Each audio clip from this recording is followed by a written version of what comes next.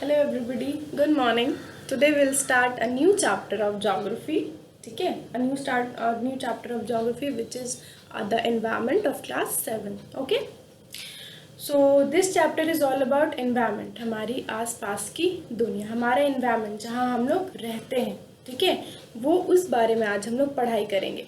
हमारे चारों तरफ हमारे सराउंडिंग में बहुत सारी चीज़ें हैं, कुछ लिविंग, नॉन लिविंग, अच्छी बुरी, नेचुरल चीज़ें, ये सारी चीज़ें मिलकर हमारे एनवायरनमेंट को फॉर्म करती हैं। और ये सारी चीज़ें आगे और क्या हो सकती है, क्या नहीं, क्या क्या चीज़ लिविंग ऑर्गेनिजम्स में है, क्या नहीं, हमारे अर्थ में ऐसी ऐसी बहुत सारी चीज़ हमारे सराउंडिंग में है जिसके बारे में हम नहीं जानते, लेकिन जो हमारे एनवायरनमेंट का पार्ट है और वो कैसे बनती है, ये सारी चीज़ ऑल इन ऑल हम लोग इस चैप्टर में स्टडी करेंगे। This chapter is all about the environment. Before moving on to the chapter, सबसे पहले हम लोग ये जानते हैं एनवायरनमेंट क्या होता है, व्हाट इज द एनवायरनमेंट, जिसके बारे में हम पढ़ने वाले हैं। तो थोड़ा इंट्रोडक्शन हो जाए। एनवायरनमेंट, सी एनवायरनमेंट क्या होता है? द नेचर, जो हमारा प्रकृति है, ठीक है, द नेचर, प्लेस, थिंग, ठीक है, etcetera, these all forms our environment. ये सारी चीज़ें जो एक लिविंग ऑर्गेनिजम्स के इर्द गिर्द होती है, ये सारी चीज़ें क्या बनाती है? एनवायरनमेंट, हमारा एनवायरनमेंट बनाती है। The nature, place, thing etcetera that surrounds a living organism.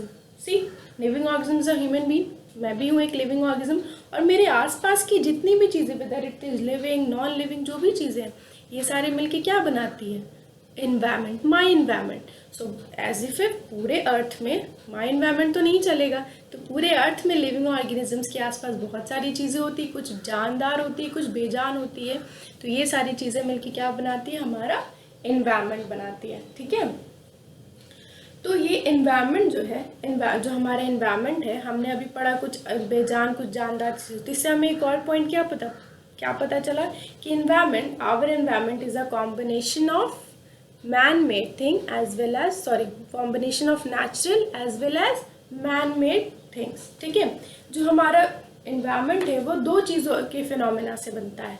Natural, जो ऑलरेडी प्रेजेंट होती है, जो बाय नेचर नेचुरली प्राकृतिक चीज़ें जो हमारे आसपास है, और man made phenomena. Man made phenomena ऐसी चीज़ें, ऐसे कंडीशंस जो हम बनाते हैं, जो हमारे द्वारा बनाया जाता है। तो ये दो चीज़ मिल करके हमारा एनवायरनमेंट फॉर्म करती है। ओके बच्चों, तो नेक्स्ट, अभी हमने पढ़ा कि एनवायरनमेंट दो चीज़ों से बनता है, नेचुरल एंड मैन मेड। तो अब हम लोग पढ़ते हैं कि नेचुरल एनवायरनमेंट क्या होता है, ठीक है। तो पहले मैं आपको बताती हूँ कि नेचुरल एनवायरनमेंट और मैन मेड एनवायरनमेंट कौन कौन सी चीज़ें कंसिस्ट करती है। तब हम लोग स्टडी करेंगे कि नेचुरल एनवायरनमेंट में क्या क्या प्रेजेंट होता है, कौन कौन सी चीज़ें नेचुरल एनवायरनमेंट का पार्ट होती है। Natural environment consist of biotic as well as abiotic combination, ठीक है। नेचुरल एनवायरनमेंट कौन सी दो चीज़ें ये करता है, कंप्राइजेस करता है? बायोटिक, बायोटिक से हम क्या समझते हैं? Living, all the living things जो बायोलॉजिकली हमारे एनवायरनमेंट में प्रेजेंट होती है, which we can't create. And the second is abiotic, मतलब नॉन लिविंग थिंग्स जो हमारे आसपास होती है, जो फिजिकली प्रेजेंट होती है, फिजिकली मौजूद होती है हमारे आसपास। ये दो चीज़ें मिलकर क्या बनाती है? Natural environment. अब हम जानते हैं कि मैन मेड एनवायरनमेंट कैसे बनता है। Where as man made environment categorise या comprises of obviously man made conditions ही होंगे, just like our activities, interaction between each other. Activities क्यों? हमारी डे टू डे लाइफ में हम बहुत सारी काम करते हैं, बहुत सारी हरकतें करते हैं, बहुत सारी चीज़ों को बनाते हैं, बहुत सारी चीज़ों को फॉर्म करते हैं, बहुत सारी चीज़ों को डिस्ट्रॉय करते हैं। इंटरैक्ट मतलब एक दूसरे से मिलना। उस मिलने के दौरान बहुत सारी चीज़ें जो हम फॉर्म करते हैं, बहुत सारी चीज़ें जो हमें पता चलता है, बहुत सारी चीज़ें हैं जो हमारे इन्वायरमेंट को शायद इम्बैलेंस करता है। ये सारी चीज़ें मिल करके क्या बनती है? मैन मेड इन्वायरमेंट, ठीक है। ये सारी चीज़ें मैन मेड जो हमारे इन्वायरमेंट में बन जाती है, और कुछ नेचुरली जो ऑलरेडी प्रेजेंट होते हैं। ऑब्वियसली ये चीज़ हमें बहुत ज़्यादा अच्छे से समझनी चाहिए, या हम सबको ये ऑलरेडी पता होगा कि हमारे आसपास जितनी भी चीज़ें, वो ज़रूरी नहीं बच्चों कि सिर्फ नेचुरल हो, और ज़रूरी नहीं कि सिर्फ मैन मेड हो। ये दोनों चीज़ का कॉम्बिनेशन, ये दोनों चीज़ का फेनोमेना ही हमारे एनवायरनमेंट को जन्म देता है, ठीक है। लेकिन इन दोनों चीज़ के कॉम्बिनेशन में भी बहुत सारे ऐसे चीज़ें हैं, बहुत सारे ऐसे टॉपिक्स हैं जो हम नहीं जानते। We will discuss this in chapter. अब तो ये हमने जान दिया कि नेचुरल एनवायरनमेंट और मैन मेड एनवायरनमेंट ऑब्वियसली क्या कंसिस्ट करता है। तो अब हम लोग थोड़ा सा एक्सप्लेनेशन पे जाते हैं, ठीक है, ये सारी चीज़ें हो गई, पता चल गया, सॉर्ट ऑफ पता चल गया कि ये चैप्टर किस बारे में है, क्या क्या एनवायरनमेंट में होता है। तो अब हम लोग एक अच्छे से डेफिनेशन पे जाते हैं कि नेचुरल एनवायरनमेंट क्या होता है। ठीक है, नेचुरल एनवायरनमेंट इज, हम इसको क्या कह सकते हैं, everything that is around, everything that is around us, जो कि नेचुरली प्रेजेंट होता है। एवरीथिंग, कुछ भी जो हमारे इर्द गिर्द होता है, जो नेचुरली प्रेजेंट होता है and made by humans, is a part of natural environment. मैंने आपको बताया अभी कि मैं इसका डेफिनेशन बता रही हूँ, बट मैंने एक सेंटेंस यूज़ किया, as a part of natural environment. वो सारी चीज़ें, एवरीथिंग, सब कुछ जो हमारे आसपास प्रेजेंट होती है, फिर चाहे वो नेचुरल हो या इंसानों द्वारा बनाया गया हो, वो सब क्या है, हमारे एनवायरनमेंट का हिस्सा है। ठीक है, ये हमने पता लगा लिया कि अच्छा हमारे नेचुरल एनवायरनमेंट इस तरह से बनता है। अब हमारे नेचुरल एनवायरनमेंट में मैनमेड और नेचुरल दो चीज़ें हम करते हैं, तो अब हम लोग यहाँ पर नेचुरल एनवायरनमेंट का हिस्सा पढ़ते हैं कि नेचुरल एनवायरनमेंट का पार्ट्स कौन कौन सा है। Land, air, water, plants, animals, insects and every little micro organisms are all the part of natural environment. ये सारी चीज़ें क्या करती है, नेचुरल एनवायरनमेंट फॉर्म करती है। ठीक है, second point, lithosphere, hydrosphere, biosphere, ठीक है, and atmosphere, these all are the 4 domain, ठीक है, that creates our natural environment. अब आप लोग सोच रहे होंगे कि मैम ने ये क्यों कहा, लिथोस्फेयर, हाइड्रोस्फेयर, एटमोस्फेयर, बायोस्फेयर, ये चारों मिल करके हमारे नेचुरल एनवायरनमेंट को फॉर्म करते हैं। These all are the 4 domain. Domain हम क्यों कह रहे हैं, what is the meaning of domain बच्चों? डोमेन यहाँ पर इस्तेमाल जब हो रहा है तो यहाँ पर डोमेन का मतलब है एरिया ऑफ कंट्रोल, कंट्रोल करना। ठीक है, क्यों?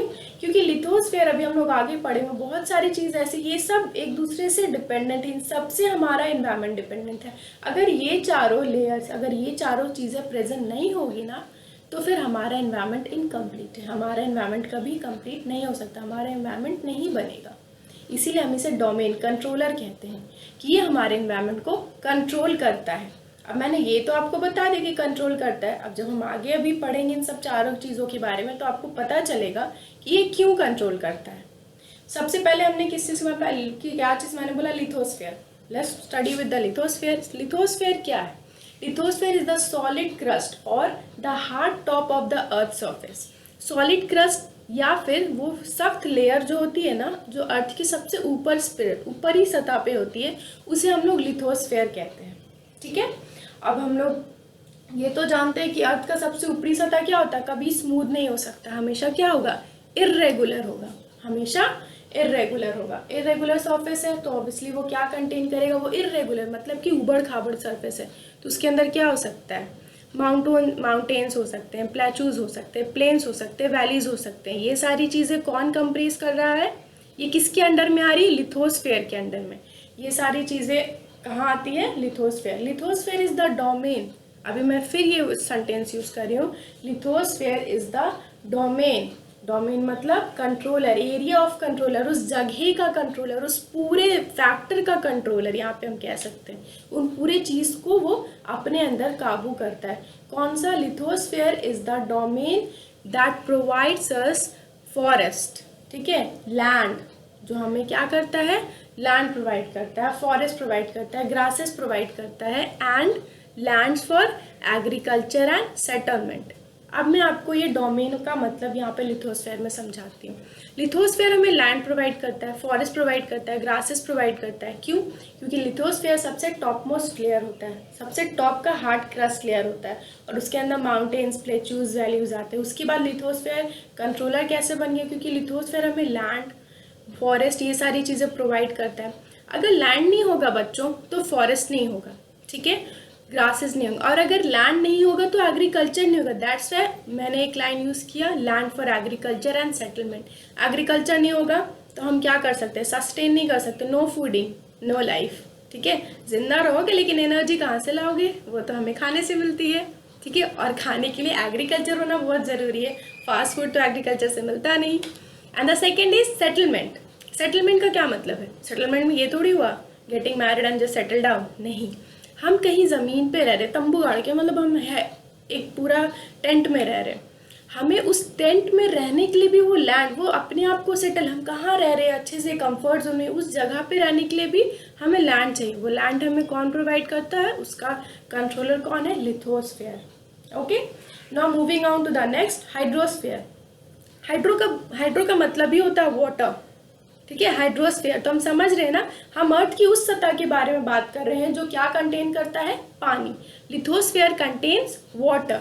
अब हम ये तो बहुत इजीली है कि एक ऐसा लेयर है अर्थ का जो वाटर कंटेन करता है, तो इसके अंदर क्या हो सकता है, it contains water bodies like river, streams, ocean, seas. ये सारी जितनी भी वाटर बॉडीज हैं, ये सब कौन कंट्रोल करता है, ये सब किसके अंडर में आता है, हाइड्रोस्फीयर के अंडर में आता है, बिकॉज हाइड्रो मीन्स वाटर, अर्थ के पानी। इट कंटेन्स वाटर, ये अर्थ का जो पूरा पानी का जो एरिया होता है, ये अर्थ का वो सतह है जो पानी को कंटेन करता है, ठीक है। और it is very essential for a living organism, ये हमारे लिए, हमारे जीवित रहने के लिए, ना सिर्फ हमें, लिविंग ऑर्गेनिजम्स में हम सब आ जाते हैं, इन सब के लिए बहुत ज़रूरी, क्योंकि हमें ज़िंदा रहने के लिए पानी की ज़रूरत होती है। The next is atmosphere. We all know a basic definition of atmosphere. क्या है भाई basic definition of atmosphere? Atmosphere is the thin layer that surrounds the earth surface. वो एक पतली सी लेयर होती है, एक ब्लैंकेट ऑफ एयर हम लोग कह सकते हैं, जो अर्थ सर्फेस के चारों तरफ इर्द गिर्द होती है। इसका काम क्या है? It protects us from the UV rays. UV rays dangerous harmful UV rays से हमें बचाती है atmosphere. And the scorching heat of sun, जो तुम धूप की चिलचिलाती हुई गर्मी होती है ना, जिससे हमें बहुत गर्मी लग सकती है, उससे हमें बचाती है, क्योंकि सन बहुत ज़्यादा गर्म है बच्चों। सन की गर्मी इतनी ज़्यादा, वी कांट इवन इमेजिन, उसकी हीट को हम बर्दाश्त नहीं कर सकते। तो उस हीट को एक लेवल पे प्रोटेक्ट, उस लेवल पे क्या करता है वो, कंटेन, उसे बैलेंस करके रखता है, उसे मैनेज हम तक नहीं पहुंचने देता। वो लेयर क्या है? एटमोसफेयर वो लेयर है, ठीक है, ताकि वो जब तक हमारे पास आए वो इतनी लिमिटेड वे में रहे कि हम उसे बर्दाश्त कर सकें। Okay, the next is biosphere. Bio means obviously naturally है। बायो क्या है? बायोस्फीयर, बायोगैस, ये सब कोई ऐसी चीज़ें नहीं, बायोलॉजिकली जो प्रेजेंट होती है, that is biologically present. Biosphere एक ऐसा अर्थ का बहुत नैरो जोन है, मतलब बहुत छोटा सा एरिया है, बहुत ज़्यादा बड़ा नहीं, लिथोस्फीयर, हाइड्रोस्फीयर, एटमोसफेयर की जैसा बहुत बड़ा स्फीयर नहीं, एक छोटा सा नैरो जोन है जहाँ पर water, air and land interacts with each other, जहाँ पे ये तीनों एक दूसरे से मिलते हैं, so that they could support life. वो तीनों वहाँ पे एक दूसरे से इंटरैक्ट करते हैं, एक दूसरे से मतलब एक दूसरे से सम्मिलित होते हैं, ताकि वो आगे की ज़िंदगी, पृथ्वी पे जो ज़िंदगी, उसे सपोर्ट कर सके, ठीक है। तो बायोस्फीयर क्या है? Biosphere is a narrow zone of the earth. Earth का बहुत छोटा सा हिस्सा है, एक ऐसा नैरो मतलब छोटा हिस्सा है जिसपे पृथ्वी पे ज़मीन, हवा और पानी एक दूसरे से इंटरैक्ट करते हैं, ताकि वो पृथ्वी पे ज़िंदगी को सपोर्ट कर सके। ओके, तो दैट्स ऑल फॉर टुडे। आज के लिए इतना ही। इसके आगे जो हमारा फर्दर चैप्टर है, जो हमारा नेक्स्ट टॉपिक है ecosystem, we will start in the next class. Till then study hard.